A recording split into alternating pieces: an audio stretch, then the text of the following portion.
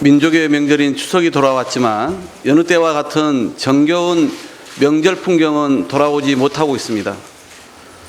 1년 중 가장 풍요로워야 할 추석이건만 역대급 폭우와 태풍이 번갈아 핥히고 지나간 뒤 국민 시름만 늘고 있습니다.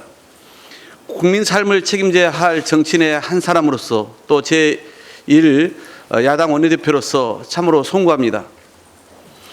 민생은 고물가와 자연재해로 숨이 넘어갈 지경인데 정부 여당의 민생 외면과 경제 무능이 나아질 기미가 보이지 않습니다. 11일 대통령 주재 비상경제 민생회의에서 명절 대책이라며 20대 성수품 가격을 1년 전 수준으로 관리하겠다고 발표했지만 말뿐이었습니다.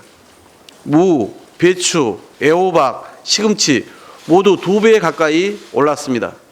지금 시장에서 배추 한 포기가 무려 15,000원입니다.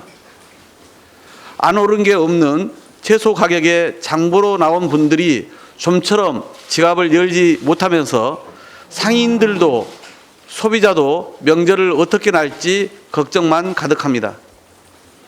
고 김대중 대통령께서 물가를 못 잡은 정권, 치안을 못 지킨 정권은 정권을 내놔야 한다. 국민은 먹고 살아야 하고 생명의 안전을 보장받아야 하기 때문이다 라고 말씀하셨습니다. 지금 국민은 물가에 떨고 있습니다. 민생경제 악화로 고통받고 있습니다. 정부와 여당이 내팽개친 민생, 민주당은 절대 외면하지 않겠습니다. 어제 이재명 당대표가 직접 태풍 피해 지역인 포항을 찾아 피해 재난지원금 현실화와 지급 대상 확대를 약속했습니다. 재난의 규모와 피해가 과거에 비해 엄청나게 커져서 생업과 삶의 터전을 잃고 최대 200만 원 지원금으로 일상에 복귀하는 일은 불가능합니다.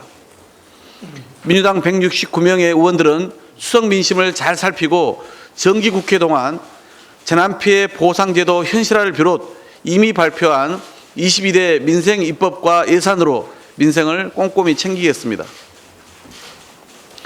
수석 명절을 하루 앞둔 오늘 검찰의 야당 당대표와 의원들 기소가 유력하다고 합니다.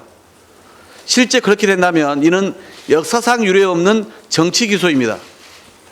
살아있는 권력의 죄는 덮고 야당에 대해서는 없는 죄도 만들어내기 위해 바닥 긁기도 모자라 땅굴까지 팔 기세입니다. 검찰은 6일에 이어 어제도 느닷없이 경기도청을 압수수색했습니다. 여러 법률가들도 도저히 기소할 수 없는 사건이라며 국정감사장에서 국민의힘 의원들의 정치 공세에 대한 방어권 차원의 의견 표명에 대한 사법적 재단의 의문을 표할 정도입니다. 이러니 여론도 야당 당대표를 어떻게든 엮어보려는 윤석열 검찰의 기획 표적 수사로 보는 것입니다. 민주주의는 양날개로 날아야 온전히 날 수 있습니다. 정부 여당이 권력 장악과 야당 탄압에만 국정 동력을 쓰게 되면 나라가 어찌 되겠습니까?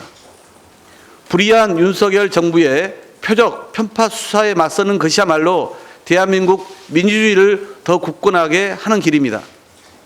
윤석열 정부는 가뜩이나 심란하고 힘든 수석 명절을 앞두고 국민께 민생 희망을 선물해도 모자랄 판에 야당 당대표와 의원단에 대한 정치 기소 시도와 상권 분립의 헌정 질서를 유린한 위법 시행령 통치로 국정 분열만 안겼습니다. 윤석열 검찰은 지금이라도 정치 기소를 중단할 것을 엄중히 경고합니다.